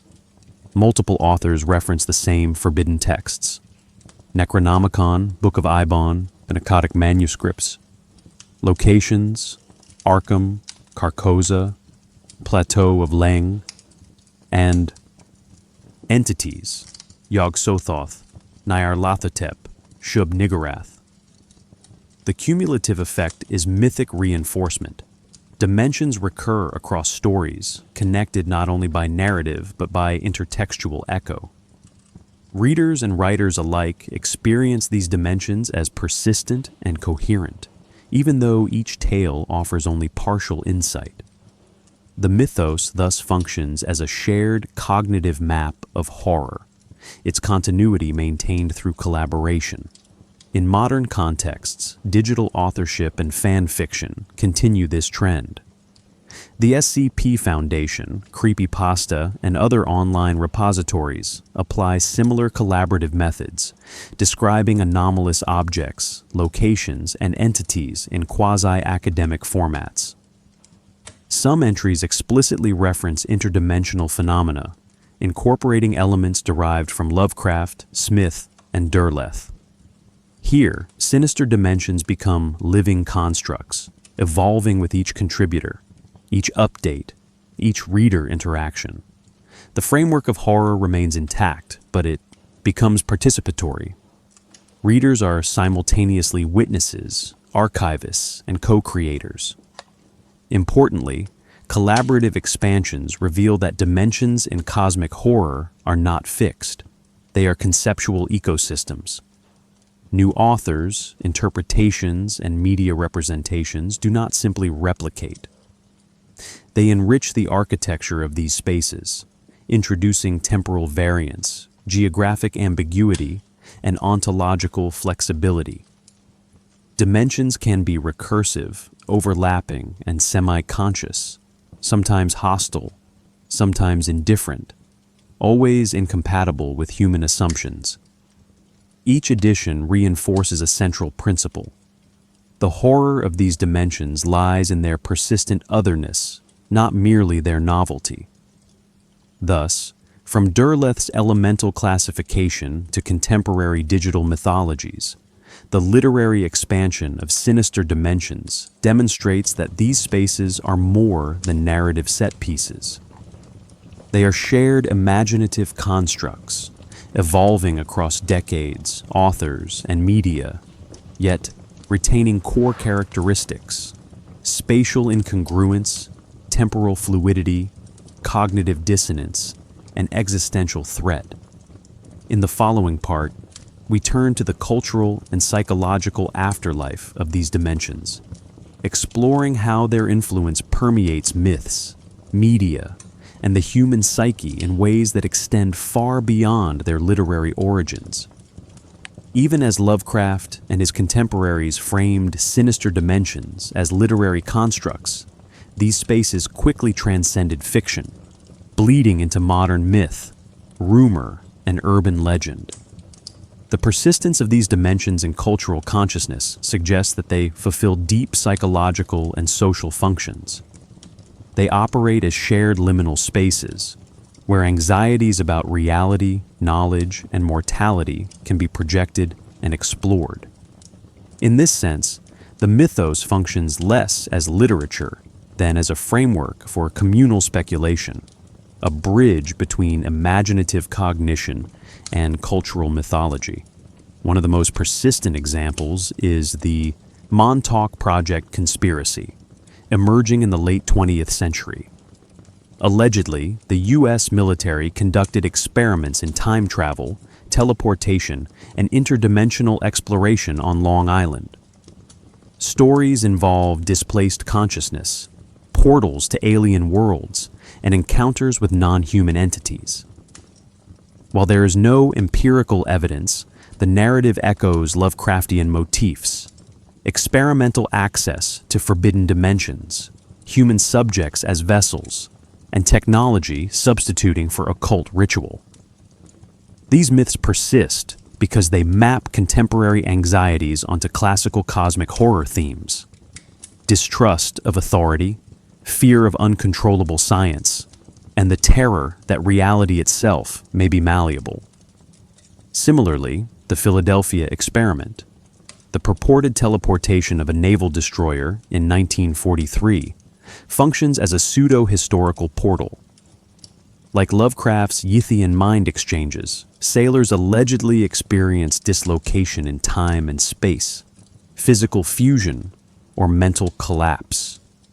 Even as hoax or legend, the story resonates with the same epistemic instability that defines sinister dimensions. It persists because it provides a narrative in which human observation and manipulation of reality are imperfect and dangerous, reinforcing the theme of the universe as indifferent and destabilizing.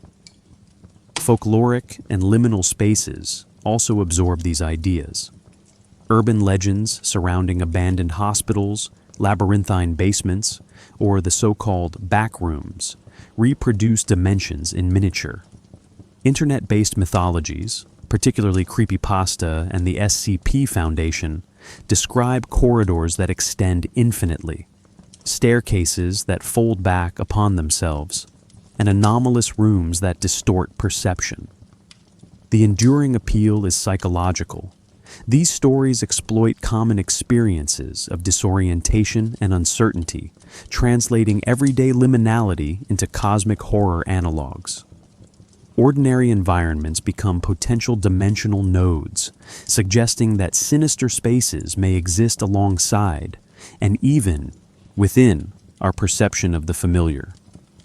Sleep phenomena further reinforce the cultural persistence of these dimensions.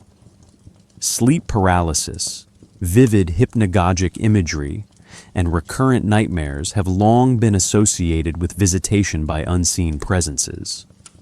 The overlap between these experiences and narratives of sinister dimensions, often described as corridors, figures, or alien architecture, provides a quasi-empirical basis for cultural transmission. Even without physical proof, the mind generates experiential correlations between fiction, folklore, and personal perception, creating a perceived reality of interdimensional intrusion. Media plays a complementary role. Films such as Event Horizon, 1997, or The Mist, 2007, visualize dimensional breach, portraying spaces where physical law fails and human comprehension collapses. Video games like Control and Silent Hill leverage procedural environments to simulate cognitive dislocation, effectively operationalizing Lovecraftian principles of spatial and temporal instability. Music and ambient soundscapes, for example, the work of Lustmord, use dissonance, low frequencies, and rhythmic irregularities to evoke perceptual unease, reinforcing the sense of alternate dimensional pressure. These representations keep sinister dimensions alive in contemporary imagination, translating abstract horror into multimodal experience. The persistence of these myths also highlights a universal human preoccupation with hidden realities. Across cultures, people construct explanations for events that appear anomalous, inexplicable, or threatening. Sinister dimensions, whether fictional, hoax, or anecdotal, function as cognitive scaffolds. They provide structure for uncertainty. In urban legends, they often encode social anxieties, fear of authority, distrust of technology, or unease with bodily vulnerability. In media, they offer symbolic engagement with existential questions. What if time is nonlinear? What if consciousness is transferable? What if reality is permeable to forces we cannot anticipate? Yet the implications remain unresolved. Stories, hoaxes, and reported experiences alike hint at dimensions that might exist, might overlap with our own, or might only be accessible to altered perception. Their ambiguity ensures they persist. Unlike monsters that can be destroyed or locales that can be mapped, sinister dimensions resist closure. They are simultaneously present and absent, real and imaginary, threatening and inert. By leaving these questions open-ended, the myths, hoaxes, and cultural artifacts associated with them continue to shape human imagination, inviting us to consider realities that lie just beyond the limits of understanding. We examine how these persistent myths translate into adaptations in film, games, and music, exploring how sinister dimensions move from narrative speculation into multimodal cultural experience, and how their aesthetic and psychological influence continues to evolve. The influence of sinister dimensions extends far beyond the printed page, permeating visual, interactive, and auditory media in ways that replicate and amplify the cognitive unease of Lovecraftian horror. Adaptations translate abstract concepts, non-Euclidean spaces, temporal anomalies, cognitive infiltration, into perceptual experiences, allowing audiences to engage with dimensions not merely as narrative constructs, but as felt phenomena. This section examines how films, games, and music have carried these dimensions into broader culture, reinforcing the mythos while expanding its sensory and psychological impact. In film, directors often render dimensions through visual dislocation and architectural impossibility. Event Horizon, 1997, is exemplary. The eponymous spacecraft functions as a dimensional gateway, its interior folding upon itself, corridors looping impossibly, and gravity-defying expectation. The narrative centers on a crew's encounter with an extra-dimensional realm, producing both visceral horror and cognitive unease. Similarly, The Mist, 2007, transforms a localized fog into a conduit for interdimensional entities, suggesting that ordinary space may intersect with alien environments at thresholds of perception. These films adapt Lovecraftian principles by externalizing dimensional instability, allowing viewers to experience the spatial and temporal anomalies that textual descriptions can only imply. Video games extend this interactivity further. In Control, Remedy Entertainment, 2019, the oldest house itself behaves as a semi-sentient, interdimensional construct. Rooms shift, gravity fluctuates, and narrative causality is non-linear. Players navigate a space that is simultaneously architectural and cognitive, where ordinary human intuition fails. Silent Hill offers a related approach, representing a town that overlays a parallel, oppressive dimension, warped by collective trauma. These games operationalize sinister dimensions by making perception itself a gameplay mechanic. Success requires recognition of patterns that defy human logic, and failure induces disorientation and horror. Unlike passive media, interactive forms permit the participant to experience epistemic fragility directly. Music and sound design contribute a complementary dimension. Ambient and industrial composers, including Lustmord and Atrium Carcery, create soundscapes that evoke spatial and temporal dislocation. Low-frequency drones, irregular rhythms, and dissonant textures mimic the perceptual anomalies associated with Lovecraftian dimensions. Unlike visual media, these compositions operate on psychological resonance, affecting mood and cognitive expectation without explicit imagery.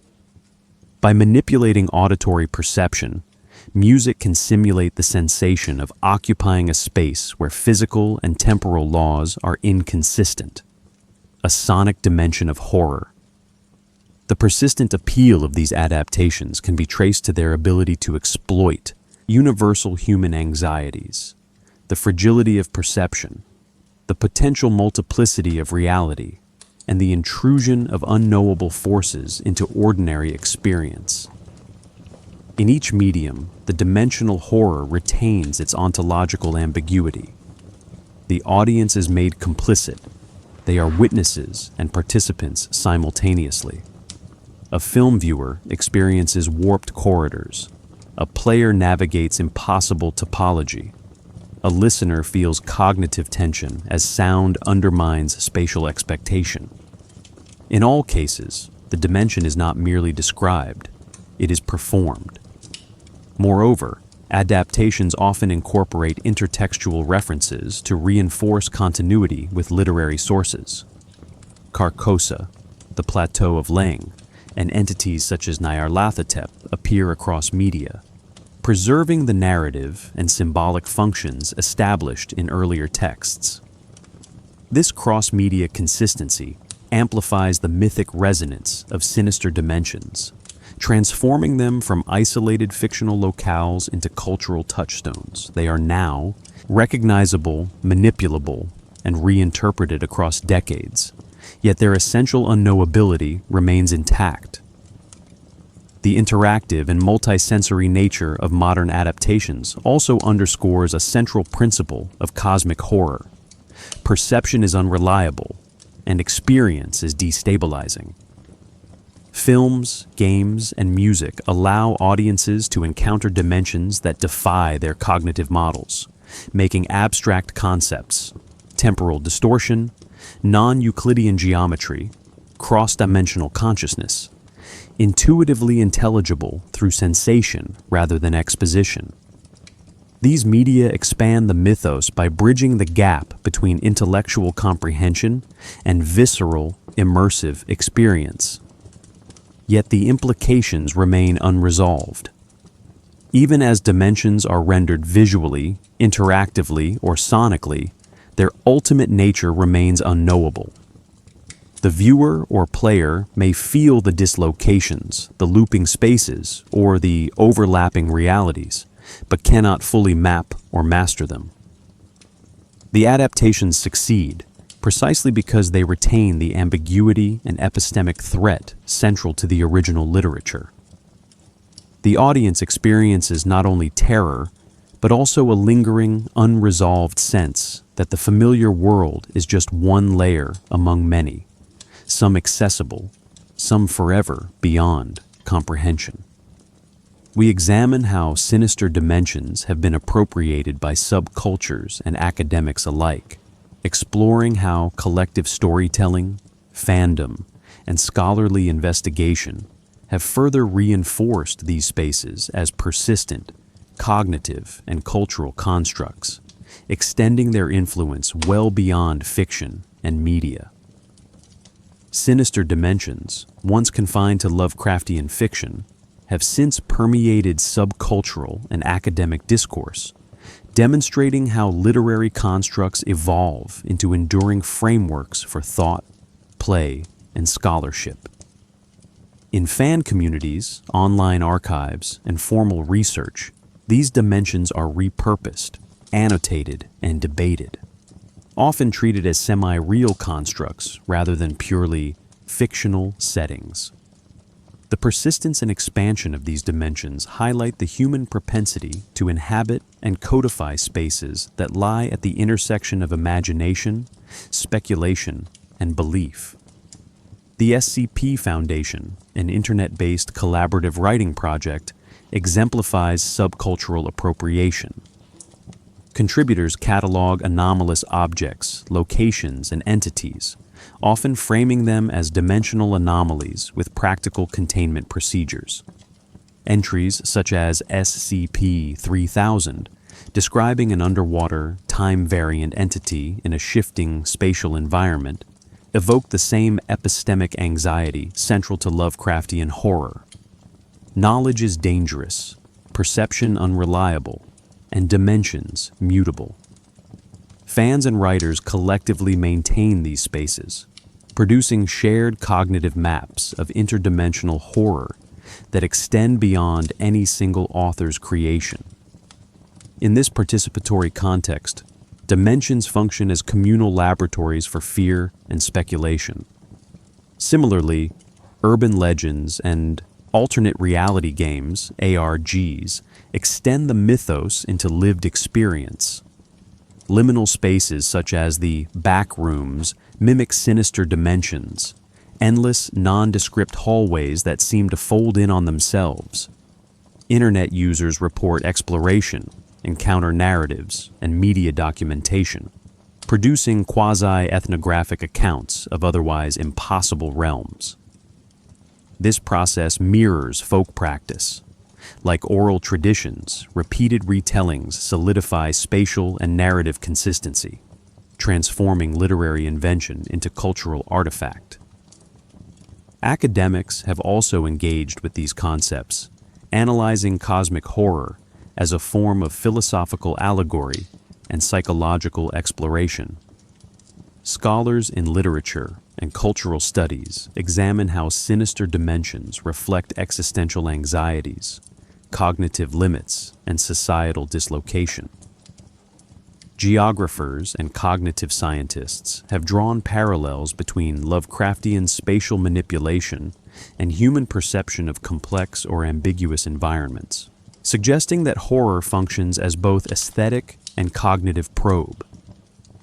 Courses on speculative fiction and horror often include readings of Chambers, Lovecraft, and contemporary derivative works, framing dimensions as tools for examining human epistemic vulnerability.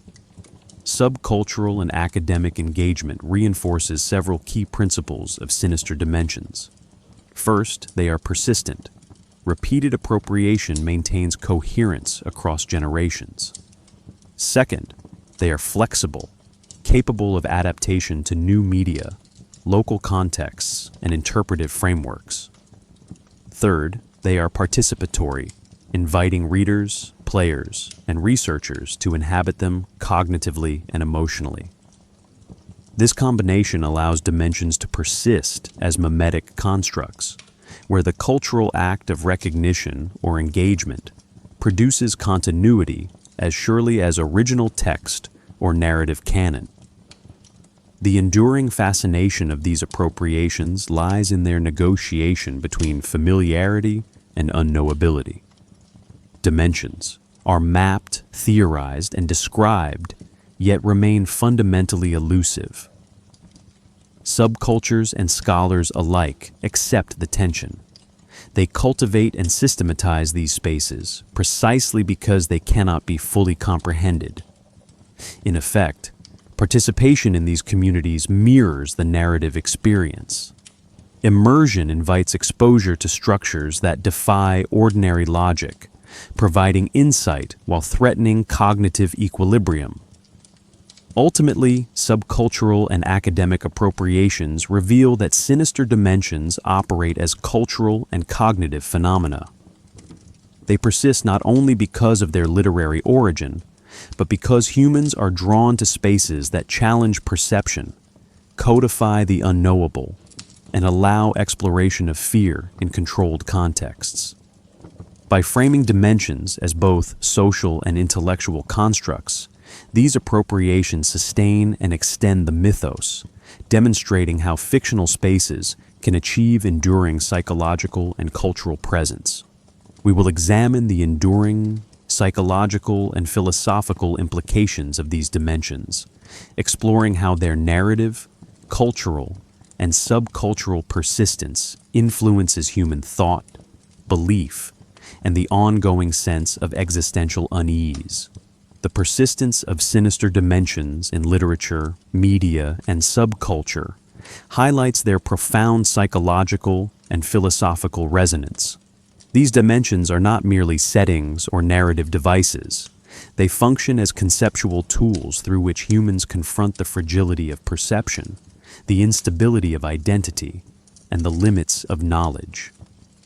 Across a century of cultural transmission, these imagined spaces have remained relevant because they articulate anxieties that are universal, persistent, and structurally irresolvable. From a psychological perspective, sinister dimensions exploit the human tendency to pattern recognition and cognitive mapping.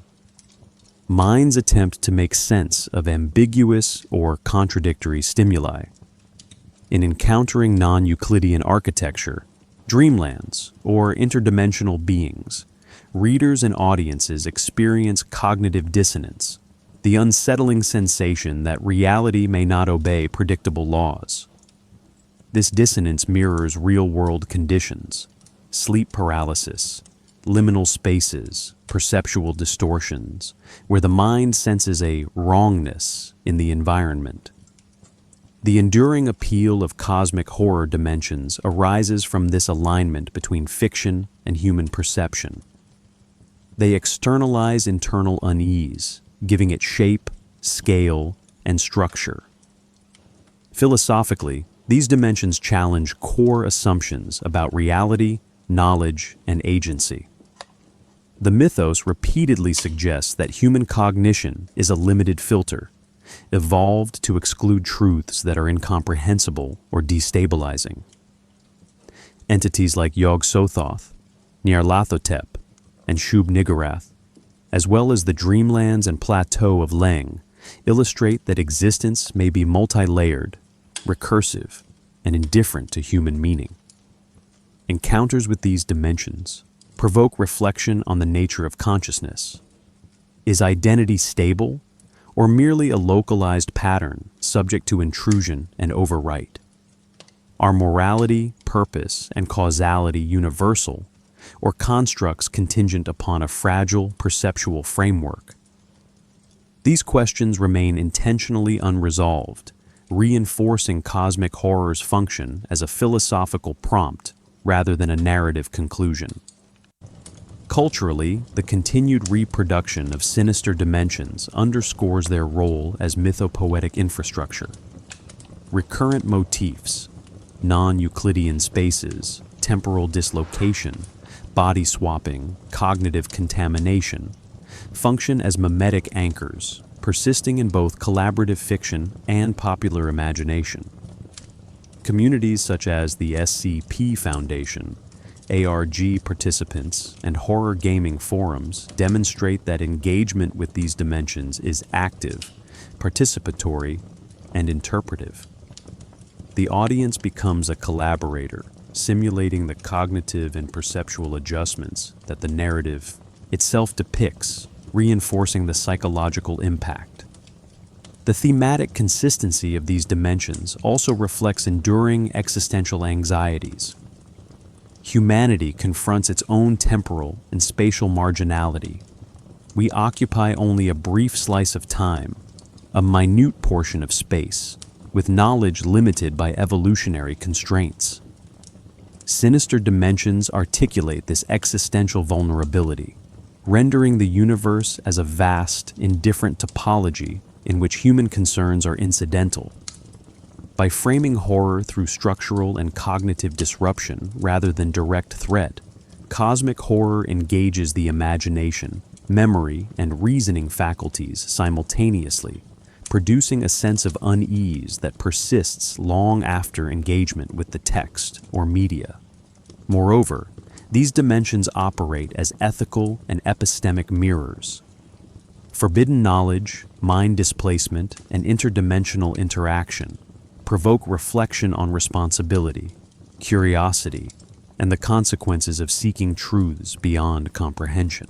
They suggest that understanding is inseparable from danger, and that some forms of knowledge may be inherently destabilizing.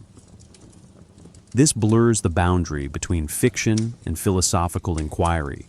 Engagement becomes an experiment in epistemology, perception, and metaphysics. Finally, the enduring legacy of sinister dimensions rests in their ambiguity and openness. They are never fully defined. They resist closure, inviting interpretation across generations. This persistent indeterminacy allows them to remain relevant across cultural, technological, and intellectual shifts. Whether encountered in early 20th century pulp magazines, modern video games, or collaborative online mythologies, these dimensions continue to challenge, unsettle, and provoke reflection, demonstrating that the deepest horror is not external, but the revelation that our understanding of reality may always be incomplete, provisional, and precarious.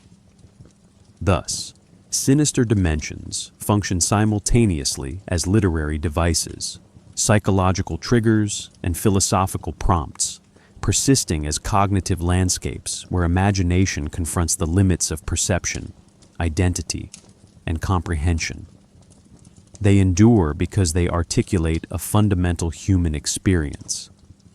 The awareness that the universe may extend beyond our capacity to perceive, categorize, or control.